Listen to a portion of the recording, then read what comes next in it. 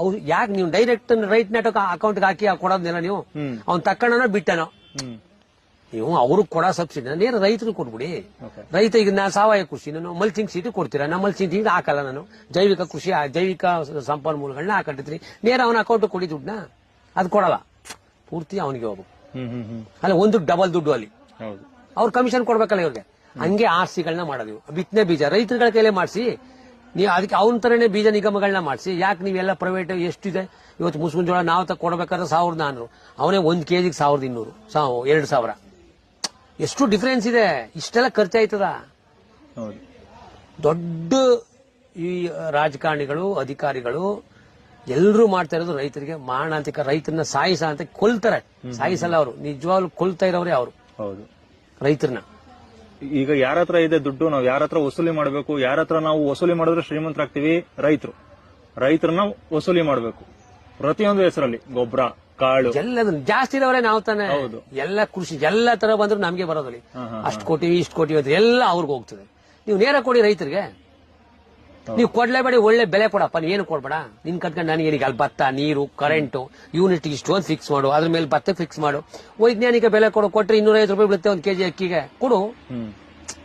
ನೀ ತಗೊಳ್ಳೋದು 40 ರೂಪಾಯಿಗೆ. ಭಿಕ್ಷೆ ಬೇಡಲ್ಲ ನಾನು, ರೈತನಿಗೆ ಏನು ಕೊಡಲ್ಲ. ನಂತ ಕಿತ್ಗಳಿದೆ. ನೀವು ಕೊಡ್ತಿದ್ರೆ ನೀವು ನಾ ಶ್ರೀಮಂತನಾಗ್ತಿದೆ. ಶ್ರೀಮಂತ ಒಂದ್ ಲೆವೆಲ್ಗೆ ಹೋಗ್ತಿದೆ. ನಾನು ಶ್ರೀಮಂತನೇ ಬೇಡ ನನಗೆ. ಆತ್ಮಹತ್ಯೆಗಳು ಅಂತ ಆಗ್ತಾ ಇರ್ಲಿಲ್ಲ, ಒಂದ್ ಇದಾಗ ಹೋಗ್ತಾ ಇದ್ವಿ ನಾವು. ಇವತ್ತು ಯಾಕೆ ಅರ್ಧ ಗಂಟೆಗೆ ಒಬ್ಬ ರೈತ ಸಾಯ್ತಾ ಇದ್ದಾನೆ? ಯಾಕೆ ಎಲ್ಲಕ್ಕೂ ಕೇಳ್ತಾ ಇದ್ದಾನೆ? ಒಂದು ಬೆಳೆದಾಗ್ಲಿಲ್ಲ ಅಂತ. ಈಗ ನೋಡಿ ಮೆಕ್ಕೆಜೋಳ ಬೆಳೆದಿದ್ವಿ, ರೇಟ್ ದಿಢೀರ್ ಅಂತ ಇಳಿತದೆ. ಒಂದು 2-3 ತಿಂಗಳಿಗೆ 1,000 ರೂಪಾಯಿ ಇಳಿಸ್ಬಿಟ್ಟಿದ್ದಾರೆ. ಇದು ಇವರ ರೈತ ವಿರೋಧಿ ಕಾನೂನುಗಳು. ಸುಮ್ಗೆ ರೈತನೇ ಹೇಳ್ತಾರೆ ಅಷ್ಟೇ.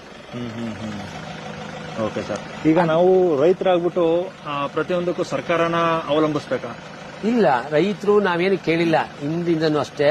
ನಮಗೆ ಫಸ್ಟ್ 69-65 ಇಸ್ವಿಲಿ ಇದಾಕು ಯಾವುದು ರಸಗೊಬ್ಬರಗಳನ್ನ ಕೊಟ್ಟರು. ರಾತ್ರಿಗೋಸ್ಕರ ರಸಗೊಬ್ಬರನ ತಂದು ಹಾಕು ನಾವು ಕೇಳಿದ್ವಾ?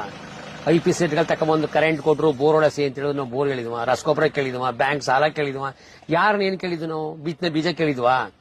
ಎಲ್ಲವೂ ನಮ್ದು ಸಮೃದ್ಧಿಯಾಗಿತ್ತು, ಎಲ್ಲರೂ ಚೆನ್ನಾಗಿದ್ದು. ಯಾರು ಇದನ್ನೆಲ್ಲ ಕೊಟ್ಟರು? ನಮ್ಮನ್ನ ಡಿಪೆಂಡ್ ಮಾಡಿದವ್ರು ಯಾರು?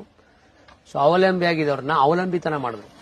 ಹಾಗೆ ಅದು ರೂಢಿ ಆಯ್ತು. ಅದು ರೂಢಿ ಆದ್ಮೇಲೆ ಇಷ್ಟು ಟನ್ ಬೆಳೀತೆ, ಅಷ್ಟು ಟನ್ ಬೆಳೀತೆ. ಬಿತ್ತನೆ ಬೀಜ ಎಲ್ಲಿದೆ ಈಗ? ಬಿತ್ತನೆ ಬೀಜ ಎಲ್ಲ ಮಾನ್ಸಂಟು, ಬಯ ಡೂಫಾಂಟ್ ಅಂತ ಬಿದ್ದಿದೆ. ಎಲ್ಲ ನಮ್ಮ ಸೀಡ್ಸ್ ಎಲ್ಲ ಅವನ ಹತ್ರ. ನಾವು ಸೂರ್ಯಕಾಂತಿ ಕೊಡ್ಲಿಲ್ಲ ಅಂದ್ರೆ ಬೆಳೆಕ್ ಆಗಲ್ಲ, ಟೊಮೊಟೊ ಬೀಜ ಕೊಡ್ಲಿಲ್ಲ ಅಂದ್ರೆ ಬೆಳೆಕ್ ಆಗಿಲ್ಲ. ಆ ಒಂದು ಸ್ಥಿತಿಗೆ ತಂದಿರೋರು ಯಾರು? ಹಾಗಾಗಿ ರೈತರಿಗೆ ಏನು ಬೇಕು? ನಮ್ಗೆ ಒಂದು ಒಳ್ಳೆ ಬೆಲೆ ಕೊಟ್ಬಿಟ್ರೆ ಇವ್ರು ಏನು ನಾವು ಕೇಳಲ್ಲ. ಯಾಕೆ ಕೇಳಬೇಕು? ಏನೂ ಕೇಳಲ್ಲ. ಯಾಕಂದ್ರೆ ಕೃಷಿ ಇವ್ರ ಕೈ ಇದೆ. ಇವ್ರು ಆ ಒಂದು ವ್ಯವಸ್ಥೆನ ಮಾಡಿದಾಗ ಇವ್ರು ಏನು ಬಿತ್ತಿ ನಾವೇನ್ ಕೇಳಲ್ಲ. 250 ರೂಪಾಯಿ kg ಅಕ್ಕಿ ಬೀಳುತ್ತೆ, ಕೊಡಿ ನಮ್ಗೆ. ಏನ್ ನಿಮ್ಮ ಭಿಕ್ಷೆ ನಮ್ಗೆ ಹಾಕ್ಬೇಕು? ಏನು ಬೇಕಾಗಿಲ್ಲ. ಹಿಂದೆ ಡ್ಯಾಮ್ಗಳಿದ್ವಾ? ಹಿಂದೆ ನಮ್ಮ ತಾತನ ಕಾಲದಲ್ಲಿ ಡ್ಯಾಮ್ ಇದ್ವಾ? ಕರೆಂಟ್ ಇತ್ತ? ರಸಗೊಬ್ಬರ ಏನು ಇರಲಿಲ್ಲ. ಆರಾಮಾಗಿ ಬೆಳ್ಕೊಂಡು ಸಮೃದ್ಧಿಯಾಗಿ ಮಳೆ ಆಯ್ತಿತ್ತು. ಸುಖ, ಒಳ್ಳೆ ದುಡ್ಡು, ಒಬ್ರಿಗೊಬ್ರು ಗೇಯ್ತಿರು. ಆರಾಮ್ ಹಾಸ್ಪಿಟ್ಲ್ ಇತ್ತ? ಮೋಸ ಮಾಡೋದಿತ್ತ? ಏನು ಇರಲಿಲ್ಲ. ಇಷ್ಟೆಲ್ಲ ಪೊಲ್ಯೂಷನ್ ಆಗ್ತಿತ್ತ? ಕಾಡ್ ನಾಶ ಆಯ್ತಿತ್ತ? ಇಲ್ಲ. ಏನ್ ಬಹಳ ಫೈನ್ ಆಗಿತ್ತು. ನಾವು ಆ ಮಟ್ಟಕ್ಕೆ ಹಿಂದಕ್ಕೆ ಹೋಗ್ಬೇಕು. ನಮ್ ಬಿಡ್ತಾ ಇಲ್ಲ ಇವರು. ಎಲ್ಲನೂ ಅವಲಂಬನೆ ಮಾಡ್ಬಿಟ್ಟಿದ್ದಾರೆ. ಈಗ ಅದನ್ನೇ ನಂಜುಂಡಸ್ವಾಮಿ ಹೇಳ್ತಿದ್ದು, ಗ್ರಾಮ ಸ್ವರಾಜ್ಯ ನಾವು ಮಾಡ್ಬೇಕು.